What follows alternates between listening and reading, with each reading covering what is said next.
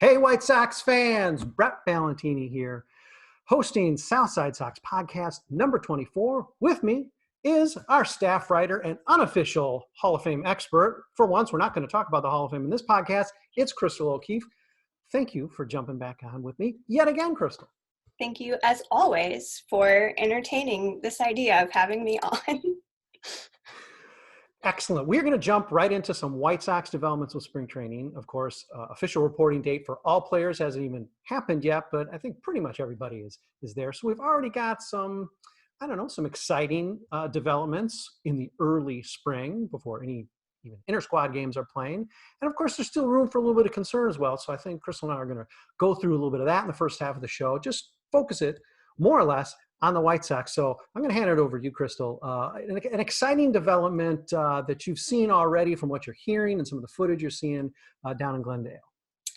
My exciting development personally is Dylan Cease maybe getting his act together. I've heard only amazing things. I have put all of my eggs in one basket with Ethan Katz. So I think maybe he's going to break out this year. I'm being very optimistic.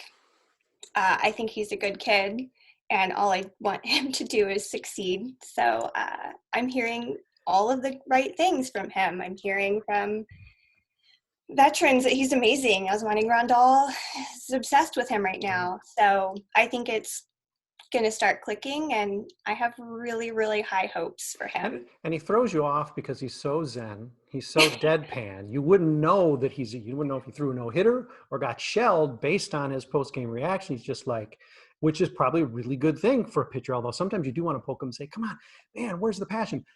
And the funny thing is we forget about Dylan Cease as much as we're sort of maybe a little bit impatient with him. I mean, the guy still has in between the bastardized season of 2020 and the fact he came up late, the second half of the season in 2019. He hasn't even had a full season worth of starts in the major leagues. You want to see maybe a little bit more of a trajectory last season where it seemed like maybe he was getting in and turning the corner, and we didn't see that. But the idea that it's like, oh, well, forget it, put him in the bullpen or something. I mean, whether or not we had a new pitching coach, coming in this year and Ethan Katz or not, I think the truth is the guy is very early in his career, and there's still a lot of time for him to figure things out. Yeah, just we need to give him a chance. I think he's really going to break out of his shell this year. And I think it's, so long as we have a full season, he's only going to get better. And I hope it just stays on that trajectory for his career, because I'm pretty confident in him. And certainly a related development to what you brought up about Cease specific is Ethan Katz, as you mentioned, a guy who's bringing in fresh eyes. Everything we're hearing, and granted, of course, he's going to hype his guys. He's already been working with probably everybody on the staff, anybody who has the hope of being on the staff, just video conferencing, probably looking over some tape, probably hitting the ground running in this first opportunity he has as a major league pitching coach. But the feedback you're getting, the things you hear that he's seen, and the way guys are responding to him, the fact that even with like a guy like Carlos Rodon, who we've sort of thrown into the scrap heap, because he's had enough chances, he's always hurt, whatever. But the idea that he's seen sort of a twist with the lower body, it's like, hey, Carlos, try this, and Carlos has taken it and vowing to work on it, so we can maybe actually not just be gifted a spot in the rotation, but actually earn that number 5 spot, has been, I would say, a nice development. It's not unexpected, I suppose. Of course, there's always hype in spring training, but the idea that there's sort of some meat to that hype, and it's not just, hey, the White Sox are going to be great, but it's more, here's why, here's what I'm seeing, here's what I'm wowed by. And the fact that Katz just seems to be so on top of it and so in tune maybe helps that he's basically these guys' age. They can't hurt. I can see how maybe a Don Cooper would over time, just have more and more trouble relating to guys who are, grandchildren age or something. But that aside, it's just, that's been an exciting development for me, where it's like, geez, right off the bat, we're hearing this stuff that's, beyond the normal spring training hype, but actually there's something to it where it's like, oh, hey, this guy's come ready to work. It's, it's sort of cool and a little different rather than just sitting back with Don Cooper, like, all right, yeah, Coop will figure it out. He'll come up with some weird old timey thing from 2007 that's going to figure some dude out because he looked at some tape. The fact that he's just hit the ground running, got the buy-in from Giolito. In most of our lifetimes as White Sox fans, we've never even experienced this type of newness on the pitching coach side. And you got to say that just a few days into it, the early returns are pretty cool. I think Michael Kopech is another guy that you mentioned to me that you're sort of encouraged by and inspired by. Another good development for you. Yeah, I'm really excited to see what he has to offer. I mean, he admitted he kind of almost forgot the game there for a minute, but then you see videos of him throwing and you're like, did he though? He's amazing still. Like, I can't wait to see him back out in the mound. I'm really excited for him. I think it might have been a Trib article today where he admitted that he didn't even really keep up with the team much last year in terms of like watching games and that. Is that a concern? Do you think he really sort of needed a break based on all the stuff we sort of realize now he's going through, personally and even physically, having some hesitation to come back from Tommy John in such a weird, abridged, bastardized season? Does it concern you that he was sort of out of touch, or does it sort of make sense? I think it makes sense. We all need a mental health break every now and again. And he had a lot going on. He's got a brand new baby. His marriage was kind of uncertain there for a really long time. So I think if he's healthy and he's back in the right mindset and he's ready to play, then I have no concerns about taking a year off to reshift and prioritize things a little more. And he seems to be back in it. So we've heard his role could be anything on this team. Yeah. He could be in the rotation from the start. He could start in the Charlotte rotation. It still seems that's on the board. It seems like the most likely thing is he might be doing some sort of hybrid thing, given he's going to probably be on an innings limit where maybe he's working out of the pen, or maybe a spot start, like maybe a 6-starter kind of thing. You have any sense of what might make the most sense for him, or what you think he might start out doing?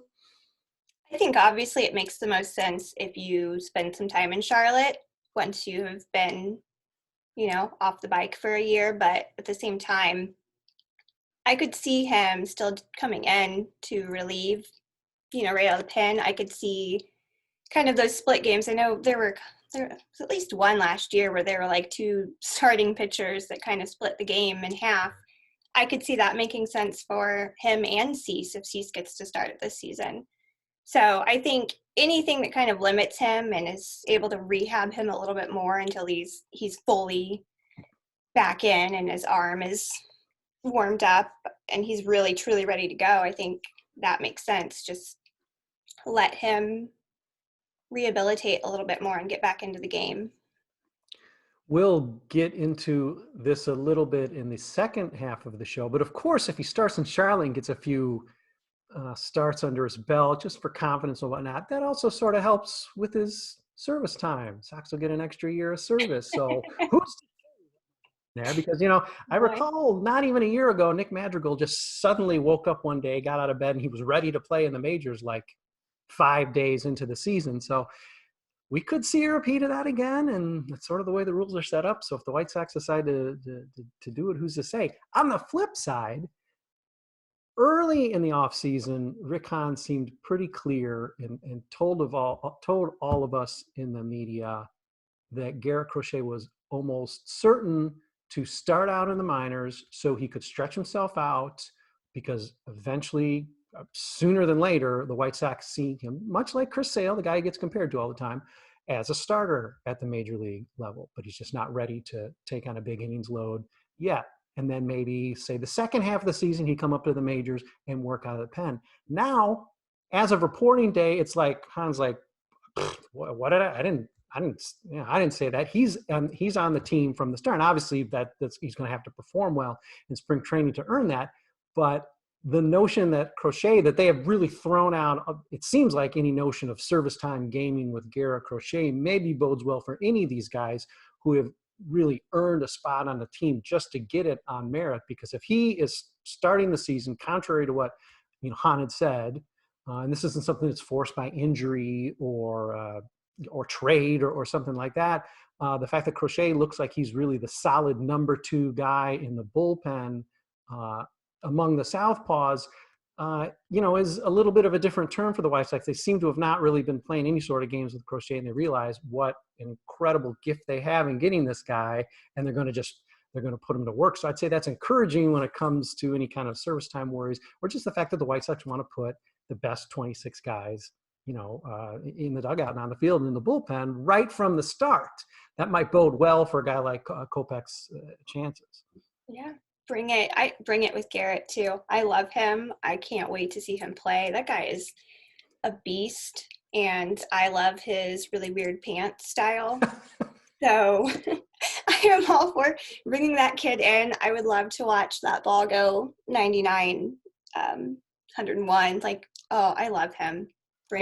He's so aw shucks. It's pretty fun. I mean, you'd sort of expect that for a guy who's just getting up, to the major leagues. But even last year in that 1 week, he played, I believe, I might not have my stats right, but I think he had more 100-plus pitches in 1 week of play last year than anybody who's in, Chapman, or anybody who throws hard all season long in the majors than anybody else. So that bodes well for him on the leaderboard this year. I have a feeling he's going to, if not set some records, he's definitely going to set the difference between him and number 2. There's going to be quite a gap, because in 1 week, I think he threw the most in all of baseball in 2020. And he was sort of almost, cute about when he, like Grandal would run out there sort of concerned, like, hey, are you okay? You threw a wild pitch, or, whatever it was. And he's like, I'm just throwing. I mean, again, I hate to bring up these comparisons, but Chrystal is sort of a simple dude. He just sort of got the ball and chucked. He has that weird motion, the condor motion. And, he just, hey, I want to play ball. Don't give him a weird throwback jersey that might be too tight in the armpits. Don't do that. But anything else, he's cool, man. I mean, he just says, let me grab the ball and let me chuck it. So that, just having this guy likely on the major league team is sort of an exciting development that I don't think we could have taken for granted going into it. No, I love him. I am so excited to watch him. He brought me so much serotonin. Now, we wouldn't be White Sox fans if we didn't also have to flip side this before we go to break and say, all right, listen, the roster still has gaps. The hitters haven't even reported, officially, even though we're seeing Luis Robert batting practice footage, and we know Jose Abreu is going to fall out of bed and hit the ball 400 feet. But yet, the team's not perfect. No team is. So is there a concern, not necessarily something that's coming out of spring training yet, but just something going into spring training play that's still nagging at you and bugging you? Yeah. My biggest nag, bother, hate this for them is going to be Adam Eaton. I can't with that guy. I'm not excited about him. And I see so many people, they're like, oh, he's going to be opening day. He's going to be their opening day. I can't wait to see him. I'm like, but do you remember him? And like, have you seen him recently? Because he might have won a ring, but it wasn't him winning that ring. It was his team. So I'm really annoyed with that. And this is going to get me a ton of hate, but I'm not super pumped about Lance Lynn either. That trade really bothered me because we just threw away 5 great years with a really talented young Dane Dunning. So yeah, he's good, but it's a year. It's a year. So I wasn't thrilled with that. So those are my big concerns, or just their off-season moves. You mentioned concerns without even mentioning the manager. Bonus points for you, Chrystal. Yeah, that's obvious. There are a lot of elephants in the room here. And it is funny, I have to say it. I know people are tired and they're like, oh my God, I don't want to hear anything more about Tony La Russa. You're torturing me. I can't take it. All right. And listen, I'm sorry, guys. But that said, there is some stuff to be concerned about. And the idea, okay, it's one thing to say, all right, let's go in, let's see what happens. Because that's pretty much my attitude. Listen, it is done. Let's see what happens. And I got to say, a lot of things we're hearing, not just from Tony La Russa, but from the guys around him, his coaching staff and players, is encouraging. There's no doubt about that. And, we can put it to the side, the fact that it's a bizarre choice, et cetera, et cetera, et cetera. Okay. But the idea that it's sort of like there's this rush to bury it, and last week when it came out on reporting day with the Bob Nightingale story where it's like Jerry Reinsdorf basically jumped on the grenade of this news that Tony La Russa offered freely to Jerry and said, listen, you got to know this. I got this DUI, blah, blah, blah. And the skullduggery in the front office, and that somehow like doesn't get to be a story. It doesn't get to be something we report because I don't know, we're supposed to be past it or the season started and we just want to look forward to some White Sox wins, which I get. There's a disconnect there that does trouble me. I don't want to over focus on the stuff off the field or the negatives, and we don't do that. We're all White Sox fans. Of course, we have to approach the team in an unbiased, objective manner as best we can.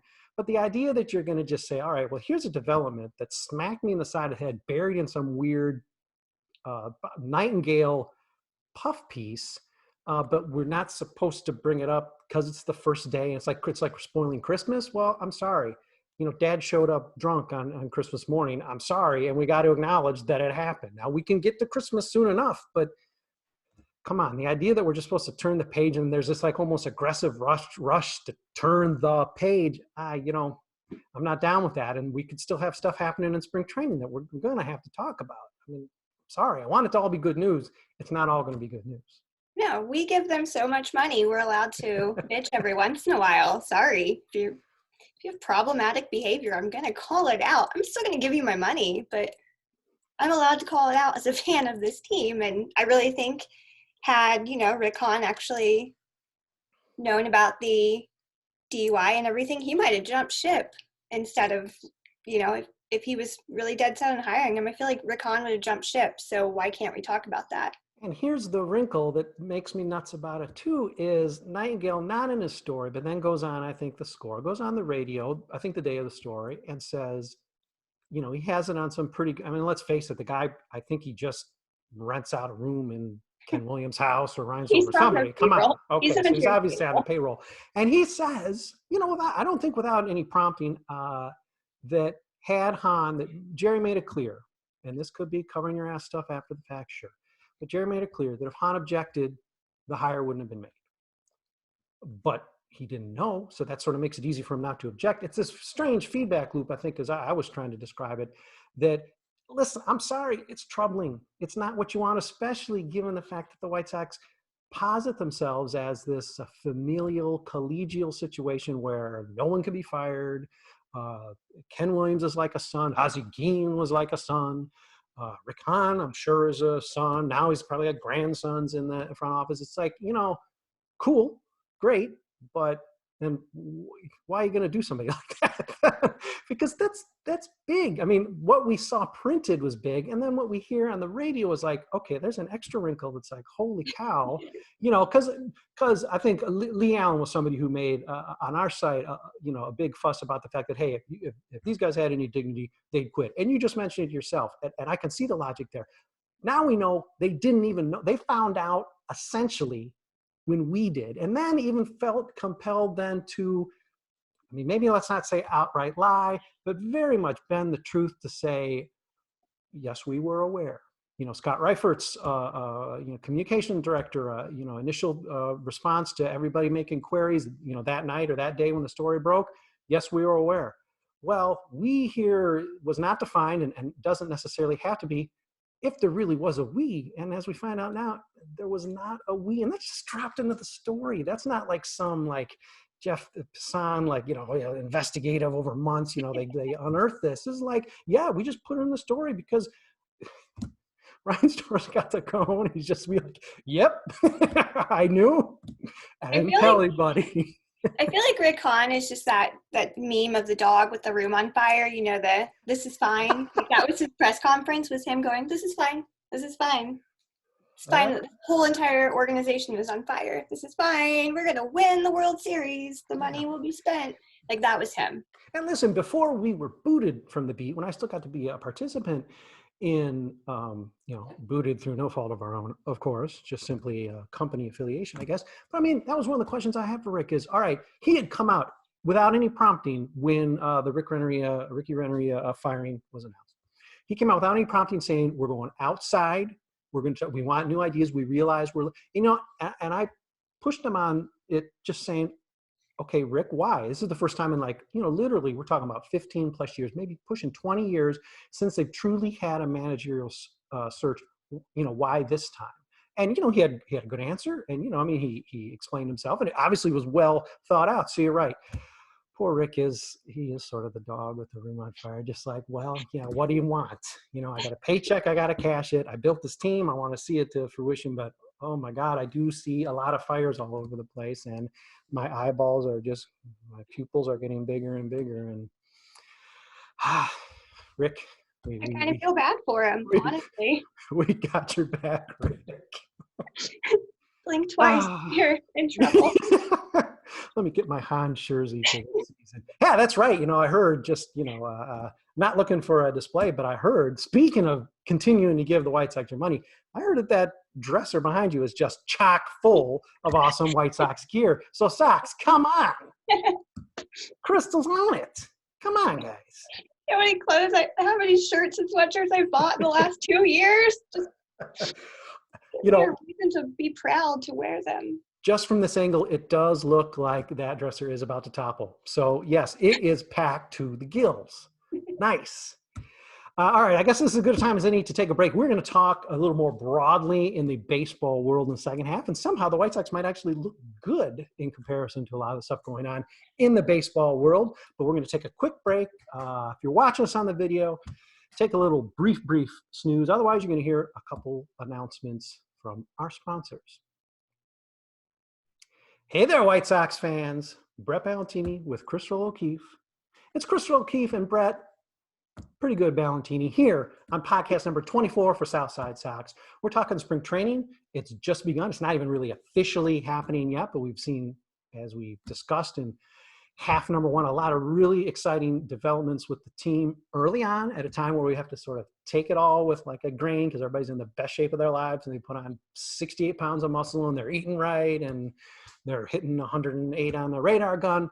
But you dig a little bit past that between the lines, and I think there's a lot of really encouraging stuff we're seeing early on in spring training. Now, Chrystal, let's broaden the scope. Let's just talk a little general baseball.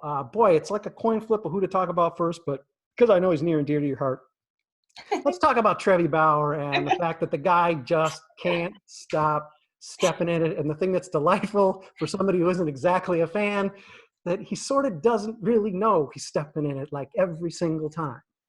He just can't. Someone get him a muzzle, please. Someone ban him from Twitter. Like, Trump him, ban him from Twitter. Because I'm so sick of that dude. Like, I had to mute him. Finally, I had to mute him.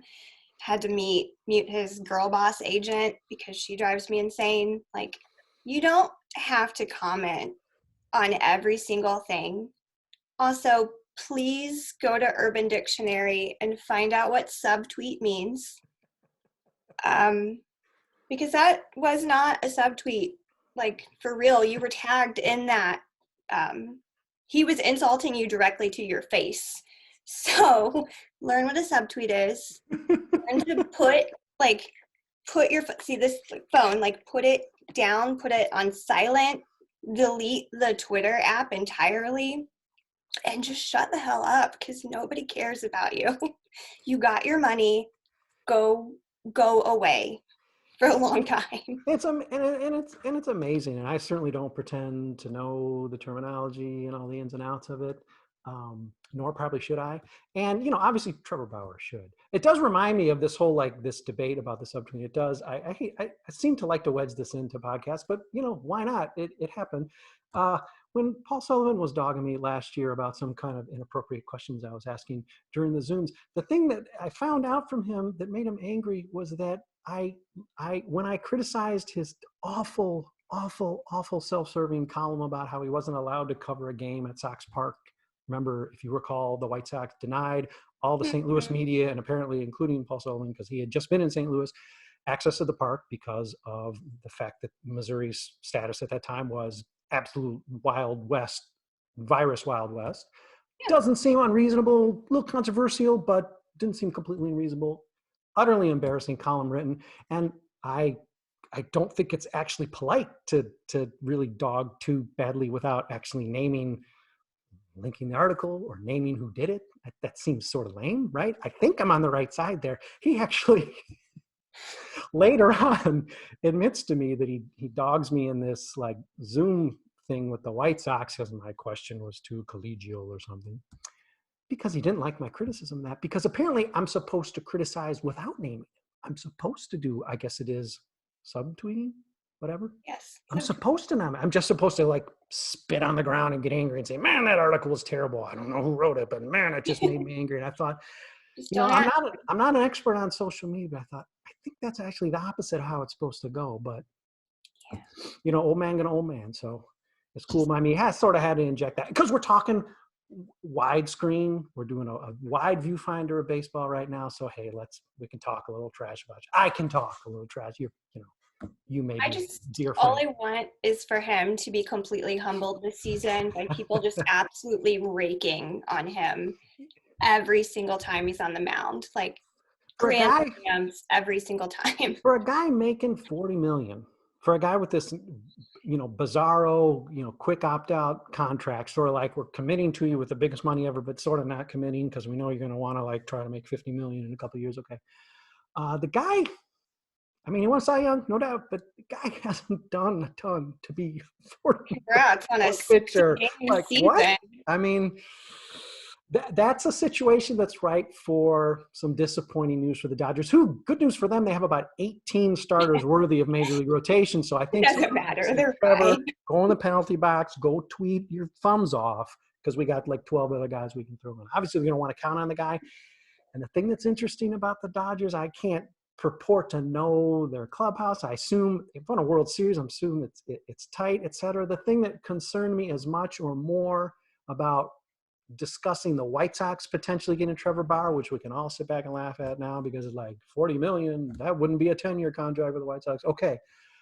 But the concern for me wasn't even so much the easy, let's say the low-hanging fruit of all his idiocy on social media. It's the fact that what is he going to do behind the closed doors with this clubhouse that's tight? You know, that was Ricky Renteria's big thing, is that he kept that, you know, so familial, so close. With these, you know, diverse from all over the place, the Keuchels and the Jimenezes. What was he going to do to that clubhouse? Because I could just imagine just a bushfire. I mean, Yeah, holy it seems cats. like he's a locker room cancer no matter where he goes. So I can't imagine him and his little Trump rants fitting into any clubhouse where there's any diversity at all. Other than maybe he could have the corner locker with Adam Eaton, perhaps. That would work out. They could have just drawn the curtain around it, had their little whispers and giggles and beep tweet. He's going to be the new Drake. Oh, my goodness. A team that actually makes the White Sox look really good these days. Sorry, Lookout Landing, our sister site out in Seattle, and sorry, Mariners fans, but holy cow.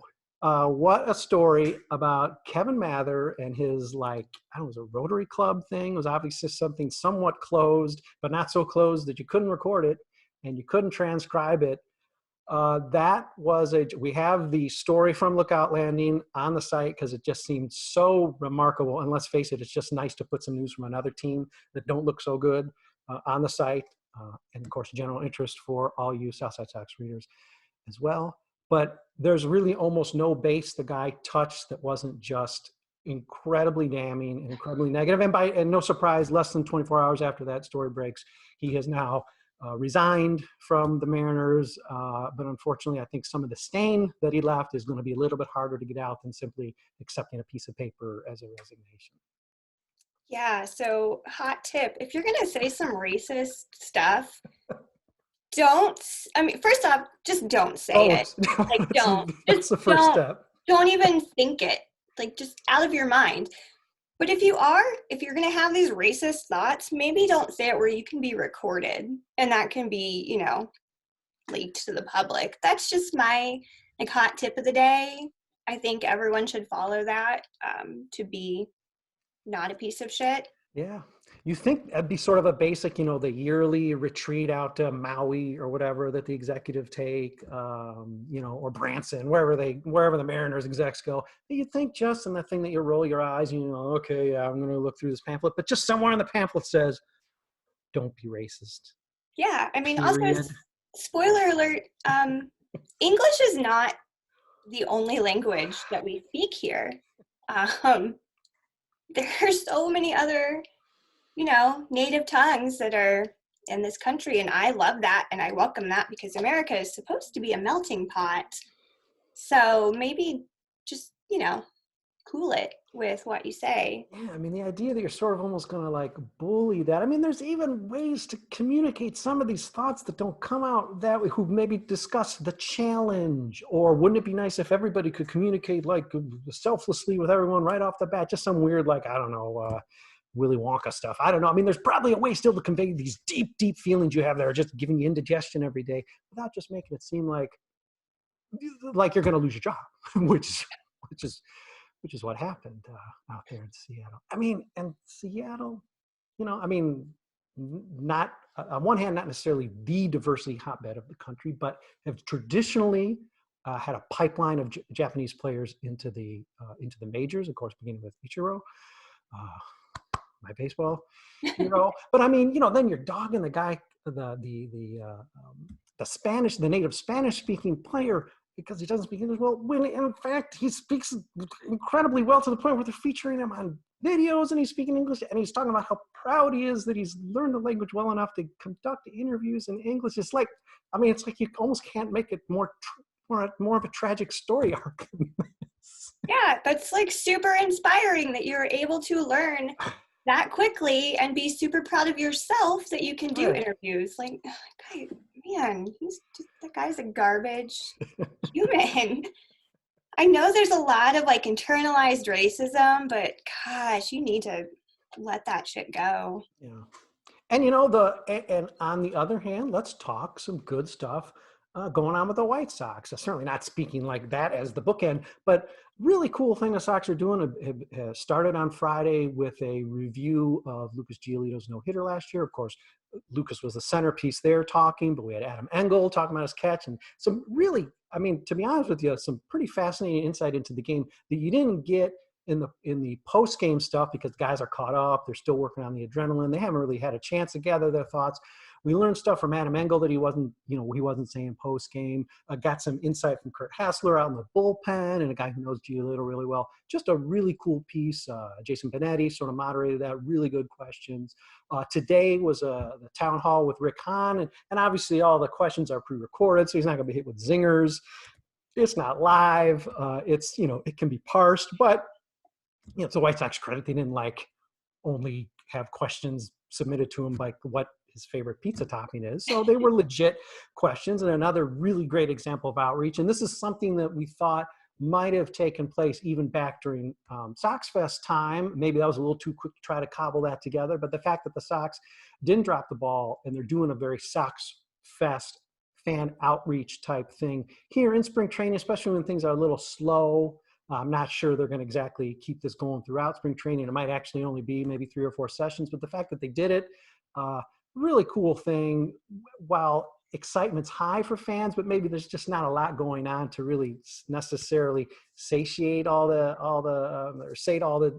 excitement that's there. So a really cool thing that the Sox have done. It's been a fun thing to cover as well. Yeah, I've only watched a little bit of it, but it's exciting to see all of these behind the scenes things. I love watching Lucas Giolito just talk about anything. I also love watching those interviews with his dad that I've seen previously where he's like, I don't watch him live. I didn't watch the no-hitter live. And I'm like, I don't know how that could happen, but no, he's fun to watch. I'm really hoping they incorporate Moncada's video where he comes out and his Hawaiian romper. Like, I'm hoping that's one of the panels coming up. That guy, I got to tell you, he's got some looks. He's got flair. I don't think I think it's natural. I think it just comes. They're not like, hey, Yoán, what you got for us today? He's just like, here I am. I don't think the kids still say swag, but I do, and he's got it. He's the coolest person on that team. We could say swag. And yeah, listen, hey, knock on wood, full health for him, because he ended up having a pretty strong year given the fact that he was clearly debilitated by the infection, to the extent that he was even surprised at how limited he was. And I think it took him a while to admit that. But as we're at the tail end of the season where he's like, well, okay, yeah, it's not going to get better the way I hoped it would. I think he was pretty frank and honest and just saying, this has knocked me on my ass. I'm really surprised at because immediately, I mean, by the time we could even talk to him last year when he had done the intake and then had to sit for whatever it was, a week or two, even then he was talking like, oh yeah, I lost my sense of smell for a couple of days, but I'm feeling good. I kept my stuff up, and Renneria was saying, oh man, he's still quick on the field. I'm sort of pleasantly, cautiously surprised at how good he's been. But the truth is, the guy was 75%, even 90%. That's a 10% that is the difference between him and superstardom. And you certainly hope that somehow, I don't know if we can really hope for this, but somehow he's able to build the strength enough, and the Sox can manage him in a way that we can get him at that all-star level, because he's definitely, it's very clear from the music videos, et cetera, he's got the all-star game off the field, no doubt. He falls out of bed with all-star game. It's just I want to know on the field. I just want to know where in Hammond, Indiana that was filmed, because I drive through there quite a bit. I've never seen that part. That's a very, you got to have a real secret handshake to get into that place, I think. And hey, listen, you've got the dresser full. You should have that secret door knock or secret code word. You got to get into that speakeasy. Maybe if I just they have them on Amazon. I'm just going to order one of those rompers for myself and casually just go to a gas station in Hammond and be like, hey, where's the party at? Mm-hmm. And if that fails, just keep tagging him with all your social media shots. Just keep tagging him on. He's like, okay, she ain't gonna let up. I'm gonna give her the code word. It's probably just putting an accent somewhere over your name, but that's all it takes. Put it over the A. I'm antisocial and I don't drink much, but where's the party at? I got the romper. You're sort of obligated. You have to take those extra 2 or 3 steps if you make the move to get it. I even realized that. And I'm further away from Hammond than you are. And I know I got to show up there if I end up somehow getting that, hey, Yoán, come on, send one down. If you do, I'm there. Next time I'm going to make a promise to myself to order that romper, get gas in Hammond on my way to Chicago, and just kind of look around for him. So and somebody's got to know something. With your luck, they'll win that game when you wear it the first time 18-1, and you will not be able to change it probably for 2 weeks through their initial dominant division winning first 2 weeks of the season when they just don't lose, and you will probably all year. I'm just going to live in a mint green romper. That'll be great, picking up the kids in my romper. You'll make this woman has serious problems. You make all of Section 108 seethe with envy. They thought they had all the gear. They thought they had all the looks. They got the hot tubs. No. That's how I make the way in. And clearly you would be definitely invited to the hot tub, no doubt about it. That's how I beat White Sox Dave in the tourney. It's going to be here.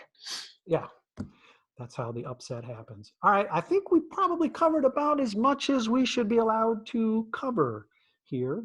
Thanks as always, everybody, for watching, for reading, for listening. Surely, I know it's still, we're about a year away from another Hall of Fame election, but I promise we'll have Chrystal O'Keefe on before that to talk rompers, coronavirus, social media gaffes, or maybe the inspiring pitching staff, or we got hitters reporting. So maybe in a week's time we'll talk again about all the inspiring cracks of the bat we're hearing from down in Glendale. It's an exciting time. It's a fun time to be talking White Sox, even though we do have to maybe squeeze in a couple negatives here and there. Come on, this is a wide range of stuff that we're addressing, and there's some concerns. But listen, for the first few days of spring training, it's been pretty exciting.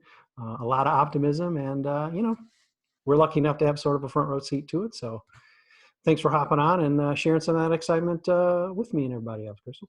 Thank you again for having me. All right. Well, everybody keep on listening. Thanks for reading. Thanks for watching. And we'll be back with another Side Sox podcast, I'm sure, very soon. But keep on reading, commenting, and enjoying the site.